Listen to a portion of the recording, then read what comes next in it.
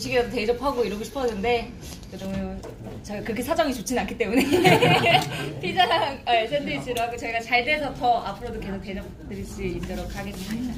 일단 오늘 취지를 좀 설명을 드리면 저희 이제 항상 이제 저희 자주 뵙는 분들이 있어요. 미럽하고 이게 뵈시면은 저희한테 계속 한비콘 좀 잘 돼야 되는데 하면서 조금 쓴소리도 많이 해주시고 단소리도 많이 해주시고 이렇게 관심을 많이 보여주셔가지고 그 다음에 뭐 본부장님 같은 같이 점심도 먹으면서 뭐 이런 자리가 있으면 좋겠다 이렇게 좀 얘기를 해주셨어요. 뭐 한비콘은 잘하고 그러니까 되게 좀 진정성 있는 거래소인 건 아는데 너무 안 알려졌다.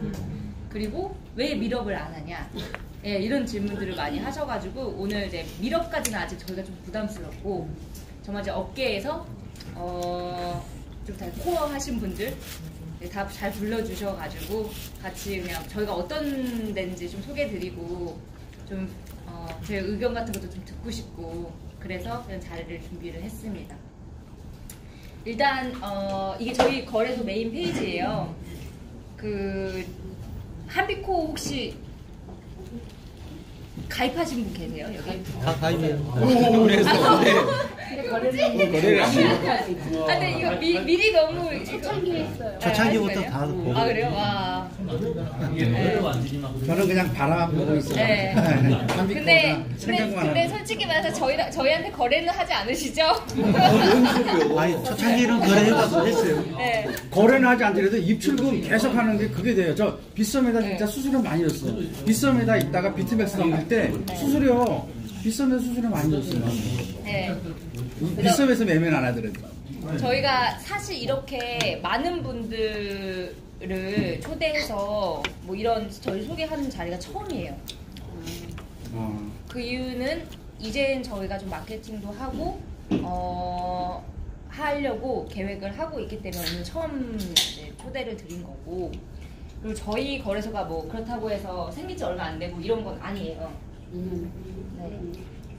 저희 전국의 거래소고 아직 거래량이 많지는 않습니다. 저희 이제 로드맵을 보여드리면서 설명을 드리면 저는 2017년도에 거래소를 시작을 했고요. 저희 지금 거래소 멤버들이 한 이제 이렇게 30명 정도 이렇게 되는데 저희 한 거래소 멤버의 반 정도 개발팀, 운영팀에서 반 정도는 비트코인 한국 비트코인 최초 거래소가 어딘지 아세요? 코빗 아닌가요? 맞아요. 다 코빗 출신이에요. 코빗 초창기 멤버들이에요. 저도 2015년도에 코빗 거래소 초창기 멤버로 거래소 개발을 같이 했었고 그때 PM으로 운영도 하고 뭐 이랬었고 그래서 멤버들은 다들 거래소에 대해 운영을 하는 거에 대한 어떤 뭐라고 해야 될까요? 좀 눈이 높은 철학은 있어요. 그게 뭐였냐면 저희는 무조건 보안이었어요. 무조건 보안이었고 투명해야 되고 그런 부분은 굉장히 중요히 생각했고 근데 그 부분은 되게 재밌는 게 그 부분은 너무 중요시하다 보니까 거래량이 안 늘더라고요. 이게 무슨 이거 뭐지 저 되게 당황스러워요. 그리고 또 이제 반은 이제 코베 출신들이 많고 또 반은 또 이제 좀 더 이제 임원분들이나 이런 분들은 전통 금융시장에서 오셨어요. 그래서 파운더분들은 이제 외국계 금융회사 그리고 선물 옵션 트레이딩 데스크에서 뭐 20년 이상 됐고 하셨던 분이 저희 최종 보스로 계시고 그리고 원래 사실 제가 대표가 된 지는 올해부터 됐고요. 작년에까지만 해도 제가 상무로 있었어요. 거래소에서. 그리고 작년 원래 대표님 같은 경우는 NH증권 그 대표님을 그 사업부 대표님을 하시던 분이 오셔서 대표를 계속 하셨어요. 그래서 저희의 목표는 단순히 단기간으로 뭔가 돈을 벌고 수익을 내고 그렇게 해서 없어지는 거래소가 아니고 정말 장기적으로 금융회사를 만들겠다라는 게 목적이었고 따라서 저희가 지금까지 더 집중을 했던 부분은 런칭을 해서 보안 라이센스 받는 것들을 하는 걸 2년이 걸렸어요. 네, 그래서 저희가 이제 ISO 27000 같은 경우는 이거는 글로벌 스탠다드예요. 그래서 이 라이센스가 있다는 거 알면 어느 이제 글로벌 유저들까지는 이해를 못할 수 있어도 서비스 프로바이더들은 아 여기가 제대로 하고 있구나 라는 걸 알게 되고 이제 저걸 걸리려면 1년이 걸렸고 그리고 2019년 이제 뭐 1월에 이제 키사라고 여기는 이제 한국에서는 키사가 다 이제 보안 뭐 라이센스를 지는 거 담당을 하는데 여기에서 암호화폐 취급업소들 보안 점검을 한 적이 있었어요. 그래서 그걸 합격했고 저거를 점검했을 때 합격한 거래소는 국내에 7개 이내예요. 암호화폐 거래소 중에서. 그리고 더 나아가서 여기 로드맵에는 저희가 아직 넣지는 않았는데 저희가 굉장히 기쁜 소식인 게 지난달이었죠? 지난달인가요? ISMS? 6월입니다. 네, 6월 달에 ISMS라고 요거는 진짜 따기 어려운 그 보안 라이센스예요. 근데 그거는 원래 연 매출 100억 이상이 넘어가면 인터넷 사업을 하는 사업자들은 무조건 따야 되는 거고 근데 저희는 100억이 넘어가지 않겠죠 당연히. 근데도 땄어요. 왜냐면 이게 기본이라고 생각해서. 그래서 그 정도까지 보안에 자신 있게 구축을 했기 때문에 이제 그게 6월이고 그래서 저희가 요새 마케팅을 하는 거예요.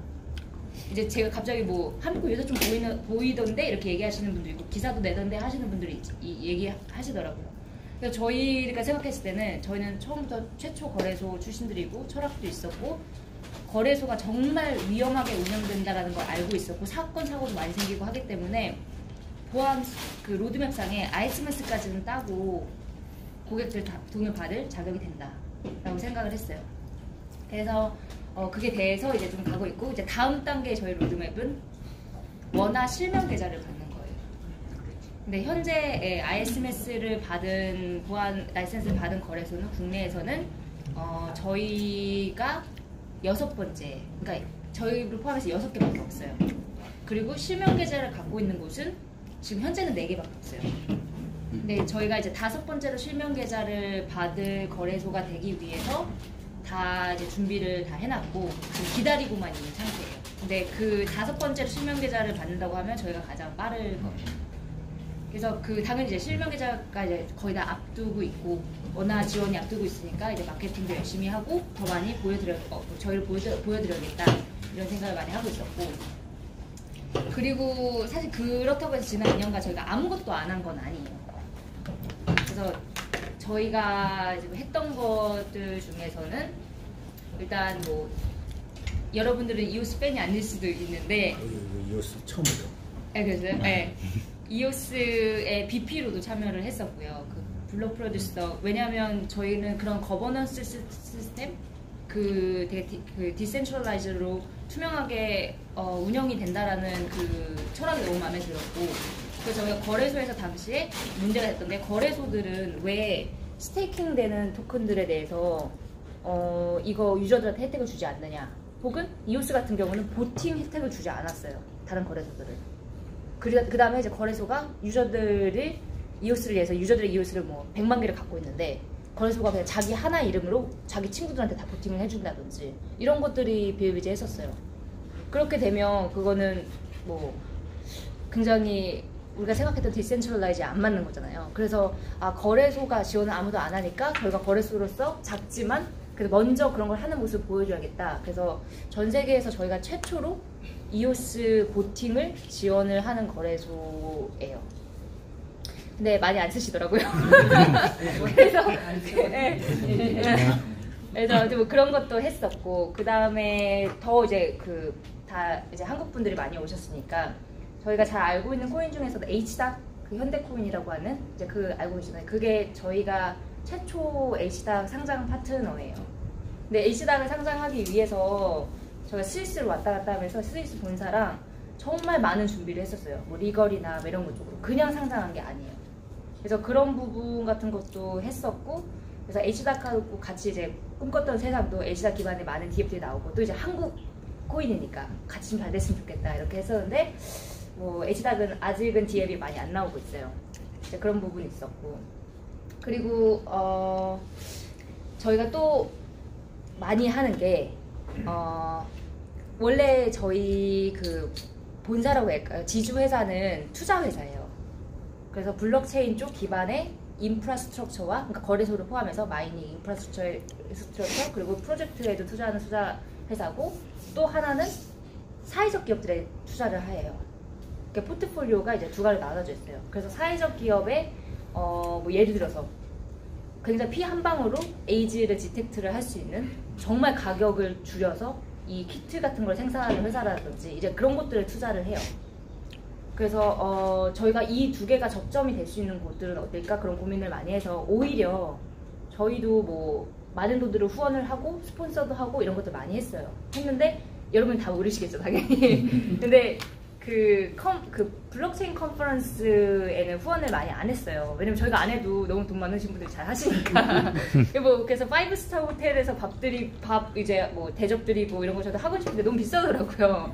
그래서 그거를 하기보다는 오히려 지금까지 했던 건 2018년도에 저희가 잠깐 그 팜플렛을 제가 넣어놨었는데 이런 활동들을 했었어요. 체인 액션 무브먼트랑 하고 이제 UN이랑 그 글로벌리 되게 큰 그런 펀드 조달청들이 있어요. 그게 뭐 아시아 디벨롭먼트 뱅크, 그린 펀드 그런 곳들, 그다음에 UN 펀드 이런 곳들이 그 아까 말씀드렸던 사회적 기업들한테 투자를 해주는 그런 일들을 해요. 이제 이런 데에 저희가 블록체인 어떤 캠페인을 한다든지 그래서 뭐 이런 행사를 오히려 더 했었고 그 다음에 또 올해 그래서 1년마다 항상 이런 캠페인을 하는데 올해에는 비커밍이라고 여러분들은 잘 아실지 모르겠지만 브록 피어스라고 맨날 모자 쓰고 다니시는 분 있는데 그분이 비트코인의 1세대예요. 비트코인.com 거기에 초창기 파운딩 멤버이기도 했고 이오스의 파운더 멤버이기도 했고 이제 글로벌리 뭐 아마 국내에서는 로저버가 더 유명한 것 같은데 글로벌리 봤을 때는 브록 피어스가 이 산업을 이끌어 나가는 뭐 지금 뭐 빌리어네어죠. 그런 분이고 이제 그분도 되게 좀 더 사회적으로 우리가 이런 것도 혜택을 줄 수 있는 활동들을 하고 싶다라고 해서 브록 피어스랑 이제 올해 같은 경우는 같이 이제 여성들 리더들 혹은 뭐 왜냐면 저희가 크립토 업계에 여성분들이 너무 없어요. 그래서 크립토 대중화를 위해서는 많은 다양한 분들이 더 들어오시고 같이 더 다양한 어디언스가 생겨서 다양한 컨텐츠도 제공하고 서비스를 할 수 있어야 크립토 대중화가 되거든요. 그래서 저희 다 모두가 행복한 거잖아요. 홀더들도 행복하고 이 산업이 커지니까. 그래서 우리는 이번에 여성들하고 지원해주는 걸 뭔가 해보자 해서 브록 피어스랑 그런 이제 피메일 파운더들한테 장학금을 주는 이런 활동을 같이 하기도 했었고요. 그래서 뭐 저랑 UN 미래 포럼 박영수 교수님이랑 국내에서는 그다음에 이제 브록 피어스랑 이제 우먼인 블록체인이라고 전 세계적으로 여성 블록체인 커뮤니티가 되게 큰 데가 있어요. 거기 이제 파운더랑 해서 이런 활동 캠페인을 했었고 이제 저희가 좀 이런 것들을 많이 하다 보니까 오히려 뭐 좀 UN 쪽이나 뭐 이런 쪽에서는 저희를 더 블록체인 하면 얘네 이렇게 알고 있는데 블록체인 업계에서는 저희를 잘 모르더라고요. 그래서 앞으로는 이제 좀 저희가 하는 활동도 더 좀 많이 보여드리고 더 저희를 많이 알 수 있게 하기 위해서 노력할 예정이고요. 그래서 이제 오늘 같은 자리를 준비를 했고 저희가 좀 많이 혼나고 싶어요. 꾸지람도 많이 듣고 뭔가 저희가 나름대로 뭐 2년 동안 준비는 했지만 그래도 부족한 게 항상 많을 거고 이제 그런 게 다 저의 양분이 되어서 더 좋은 서비스와 좋은 프로덕트와 그런 것들 그런 거래소를 만들고 싶습니다. 오늘 와주셔서 너무 감사합니다.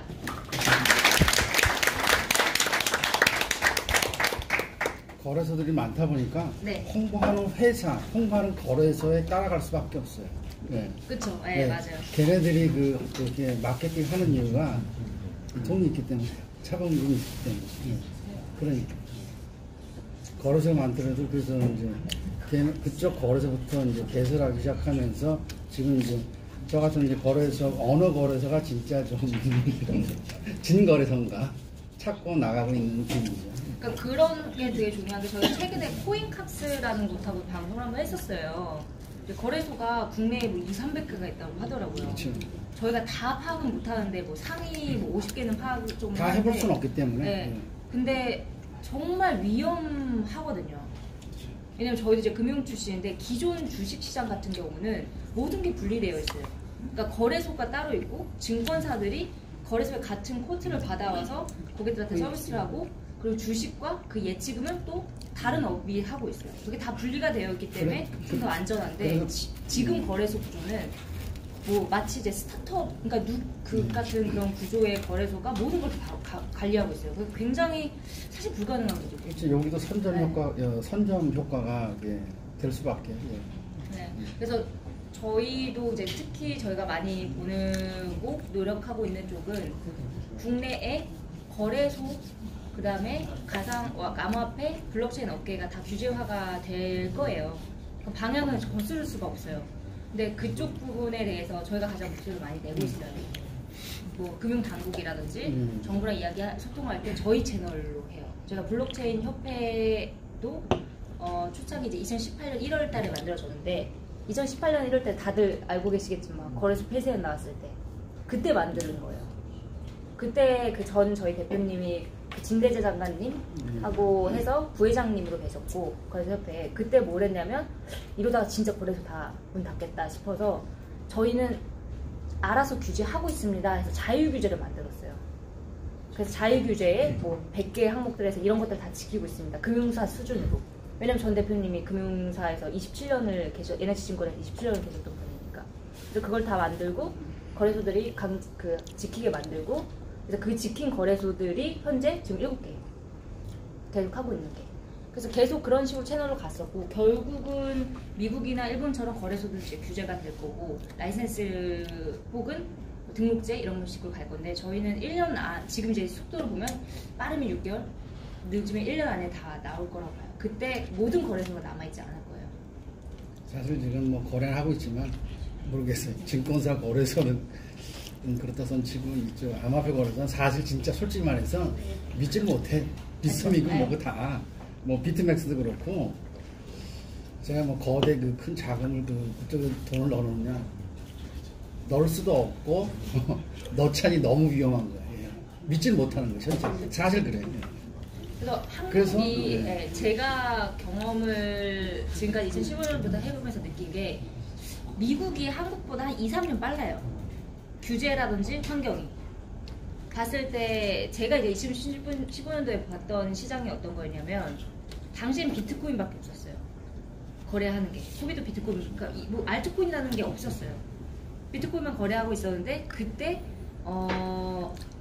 SEC에서 그러니까 미국 그 금융당국에서 그때부터 들여다보기 시작했어요. 비트코인 가격이 너무 오르니까. 한국이 2018년에 들여다봤던 거죠. 그때 막 청문회 하고 이런 게 생겼었거든요. 그러면서 거래소에 제재를 하기 시작했어요.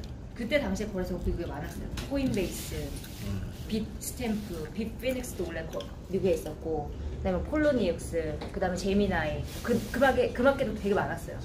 많았는데 그런 이제 규제가 들어오고 하면서 두 개로 나눠졌어요. 그걸 지키는 거래소, 그다음에 없어지는 거래소, 해외로 나가는 거래소.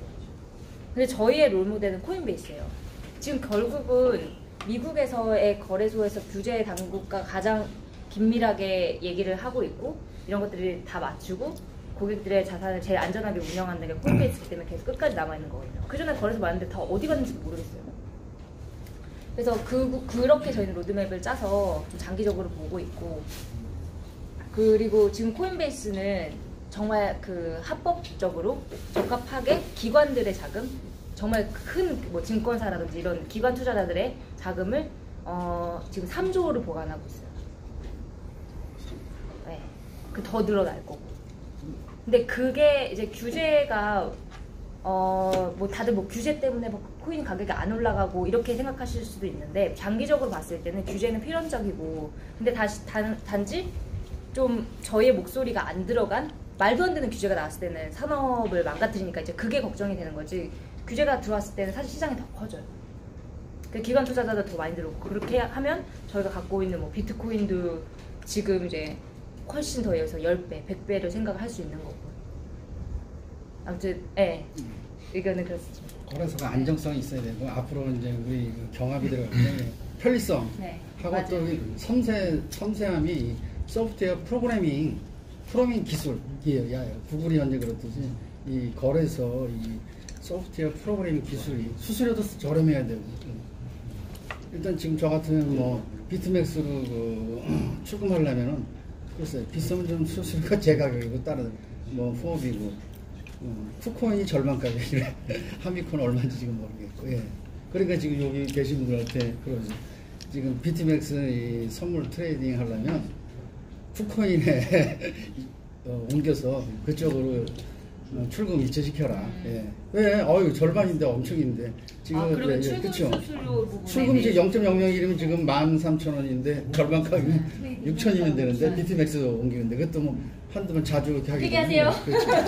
혹시- 중요해요. 얘기하세요. 혹시 네. 일본에 라이센스가 당장 있잖아요. 아무나 여기 그래서 저 비트박스라는 거래소를 이용하는데 네.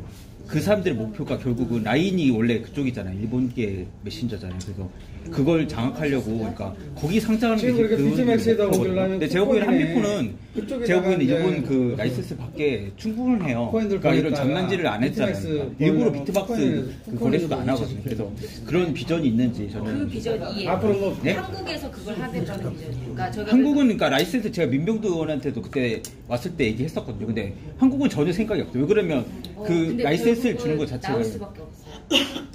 그러니까 이게 시간이 언제냐는 거지. 그러니까 네. 일본도 그 라이센스와 그 거래소 등록제 라이센스를 주는 걸 하기 위해서 그 전에 시간은 굉장히 많이 들잖아요. 네. 그러니까 한국이 조금 늦어요.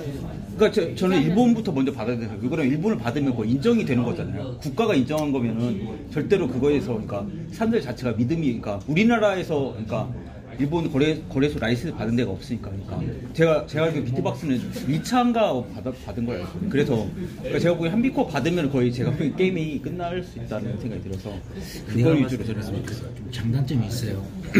이 얘기 일본 같은 경우는 법정화폐로 해가지고 그게 이제 활발히 움직이는 반면에 일본 블록체인 관련 암호화폐를 투자하는 유저들 같은 경우는 많이 죽었어요. 네. 신규 유입이. 그걸 하게 되면. 그럴 수밖에 네. 없잖아요. 세금도 안 먹고 그렇죠. 거기 들어가게 되면 실질적으로 큰 의지보다는 세금 때문에 네. 일본은 걸리는 게 많잖아요. 그러다 보니까 일본 같은 경우는 그런 게 있어요. 처음에 할 때 법정화폐로 해서 제일 활발히 움직인 게 일본이었는데 그래서 많은 GDP가 이제 들어오고 이제 막 했다고 했는데 실제로 봤을 때는 좀 시간 지나고 봤을 때는 그 안에서는 지금 세금을 갖다 많이 인하 정책을 지금 뭐 발표를 네. 하고 있는데 아주 다운시켜 가지고요. 그런 부분들 자체가 좀 이렇게 좋은 점도 있지만은 이제 안 좋은 점도 있기 때문에 그걸 갖다 어떻게 하느냐 문제라는 거예요.